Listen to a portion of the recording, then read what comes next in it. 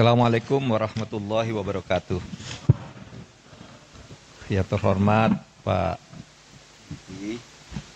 Agus Riswandi, SHM Pak Dekan. Kemudian Ibu Dr. Sri Hastuti Puspitasari, SH, MH, Wakil Dekan Bidang Sumber Daya Fakultas Hukum UI, Pak Agus Trianta, Wakil Dekan Bidang Keagamaan, Kemahasiswaan dan Alumni, Ibu Profesor Nikmatul Huda, SH, Menhum, Ketua APHTN HAN Daerah Istimewa Yogyakarta, yang sekaligus hadir sebagai narasumber, Guru Besar Fakultas Hukum UI, yang jauh di sana di Denpasar kalau sudah bergabung, Bapak Profesor Dr. I. Dewa Gede Palguna, SHM Hum, narasumber, teman saya dulu Hakim Mahkamah Konstitusi, Pak Anang Zubaidi, SHMH, narasumber, Ibu Dian Kuspratiwi, SHMH, Ketua Pusat Studi Hukum Konstitusi, Fakultas Hukum UI, dan para undangan peserta seminar dari berbagai daerah dan Fakultas Hukum yang hadir sebagai partisipan call for paper untuk seminar ini. Saudara sekalian, seminar ini topiknya urgensi lembaga kepresidenan. Apakah lembaga kepresidenan itu urgensi undang-undang lembaga presidenan? Pertanyaannya, apakah betul adanya undang-undang lembaga kepresidenan itu urgen? Dulu di awal-awal reformasi sudah ada gagasan ini.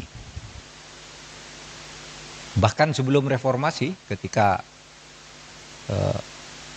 saya masih dosen muda, Bu Nekmah mahasiswa, Profesor Muntoha yang di sini ada di sini nih, dosen yang dulu bersama saya menjadi dosen meskipun kita beda generasi, ini Pak Muntoha itu jadi dosen, tapi saya lebih senior. Bu Nekmah dulu juga sudah jadi dosen, saya lebih senior. Lalu Pak Agus Trianta juga dulu rekrutmen ketika saya ikut memimpin fakultas.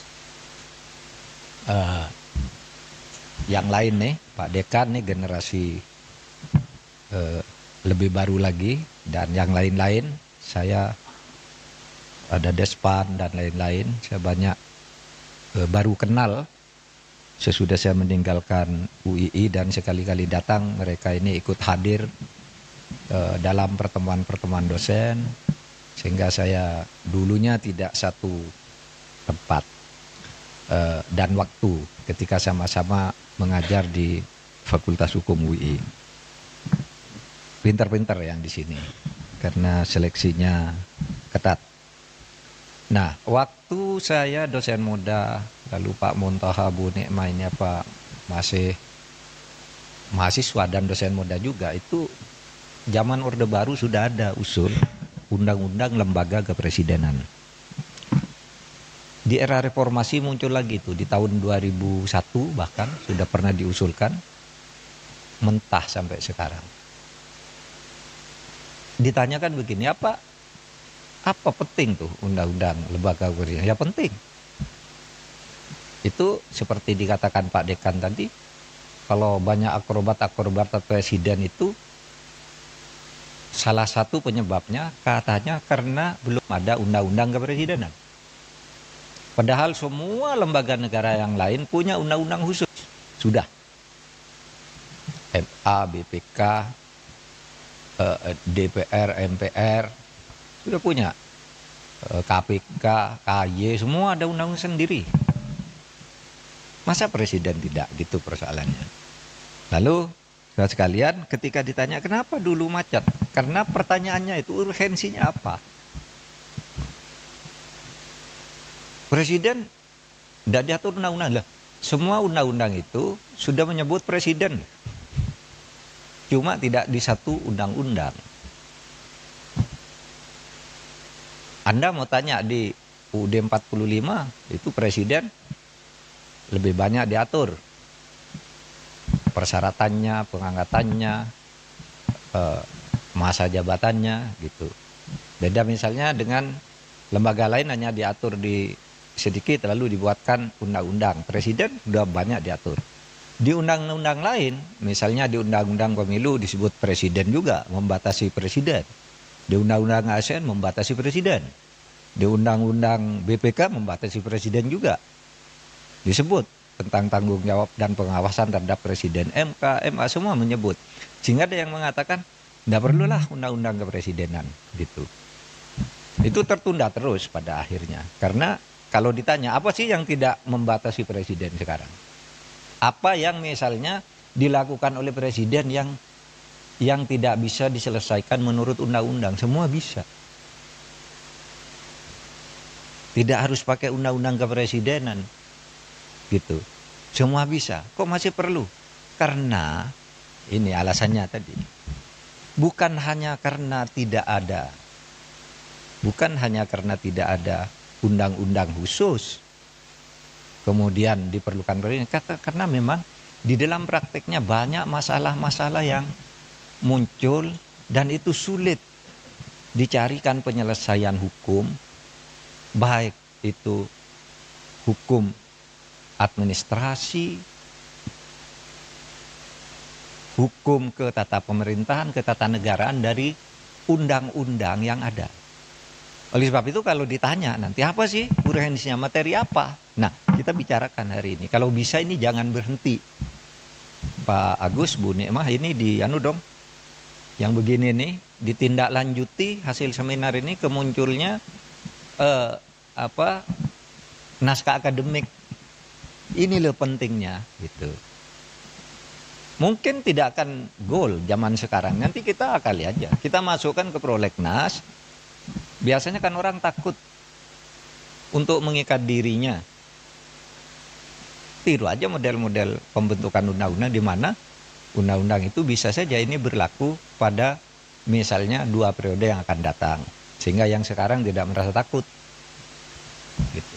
Dan ikut mendukung. Dan banyak di berbagai negara tuh undang-undang dibuat berlaku pada periode berikutnya. Tidak berlaku pada yang membuat dulu.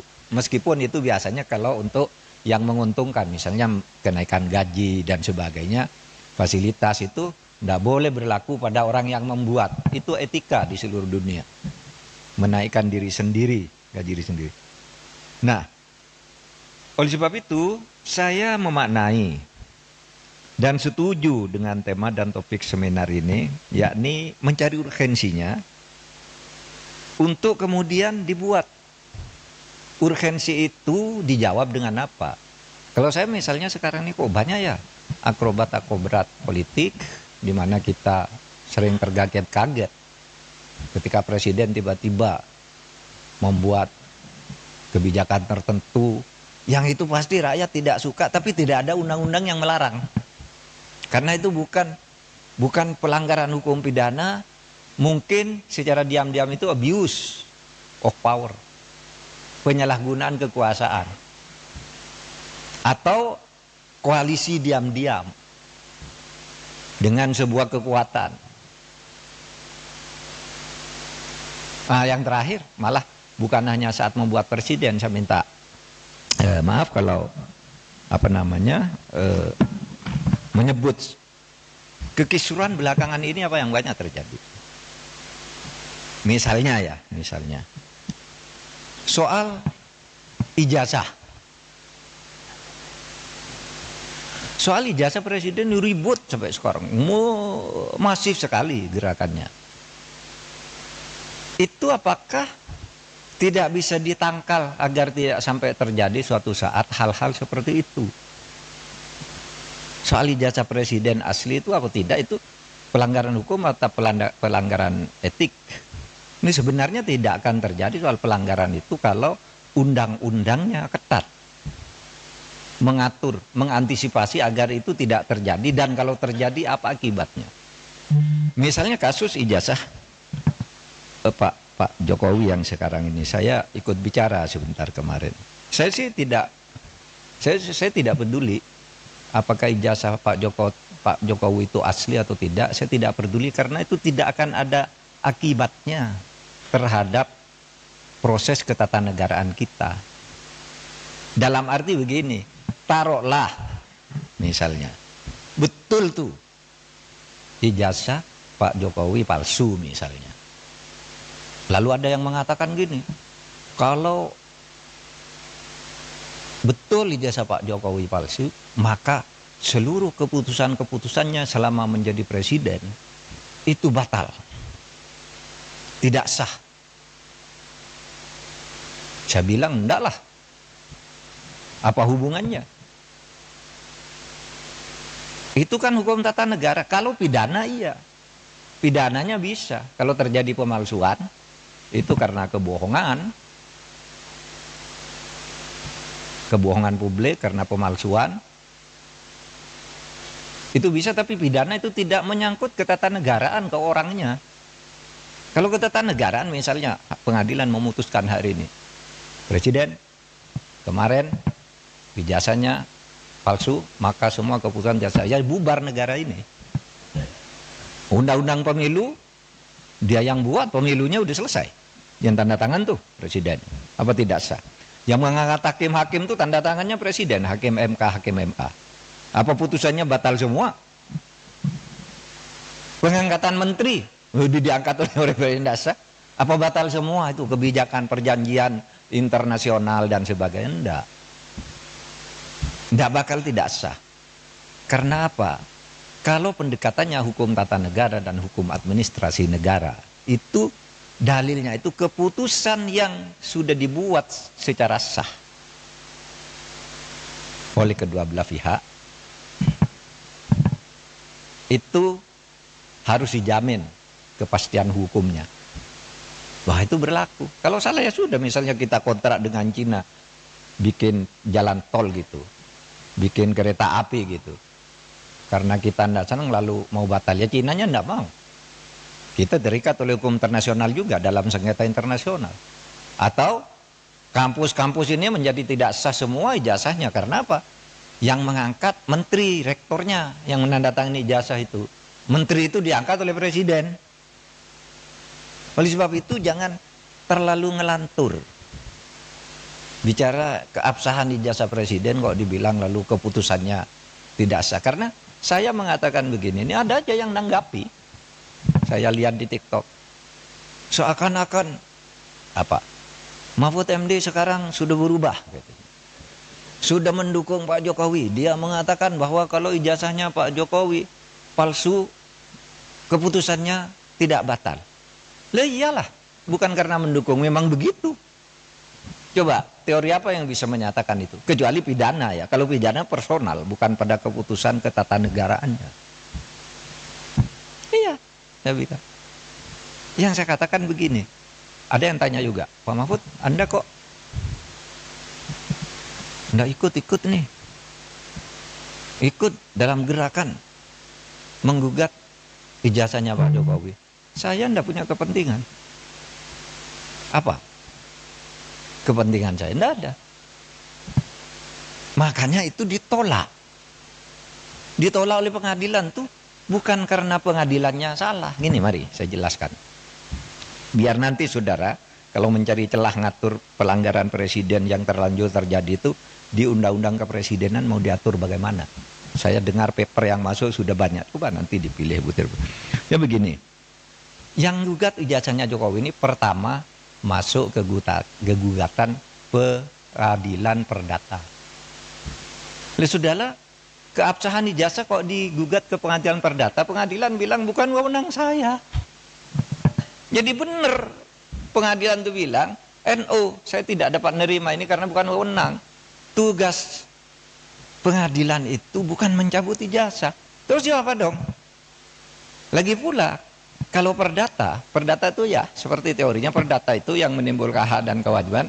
Orang bisa melakukan gugatan perdata kalau ada perjanjian kontraktual, kontrak di antara kedua pihak di mana yang satu tidak memenuhi syarat. Kapan Pak Jokowi melakukan kontrak dengan orang yang menggugat itu. Mewakili siapa dia? Iya kan? Pengadilan begitu. Saya tidak membela Pak Jokowi, tidak juga membela pengadilan. Benar dia, justru kalau dia memutus salah. Pengadilan negeri itu. Terus kemana dong? Tidak ada kan? Pihak yang dirugikan siapa? Secara perdata. Siapa yang perdata itu kan pribadi dan badan hukum privat. Oh kalau gitu pindah ke PT UN. PT UN juga menyatakan tidak bisa nerima. Kenapa? Kalau saya dinyatakan mencabut ijazah tidak sah. Seharusnya Anda minta, kalau mencabut ijazah itu minta ke UGM. Karena UGM yang menerbitkan, masa PT UN? Dan lagi pula apa rugimu secara ketatanegaraan, ketatausahaan negaraan? Pencabutan itu minta ke UGM, kamu UGM yang mengeluarkan. Kok saya disuruh menyatakan tidak sah? Kalau Kalimantan suruh nyatakan tidak, so pasti NU dong. Kalau mungkin minta agar pengadilan memerintahkan UGM untuk mencabut gitu, itu jadi perkara, pihaknya jadi UGM. Maka saya bilang, wah UGM tidak usah melibatkan diri lah, apa buang-buang waktu begitu. Dan orang tidak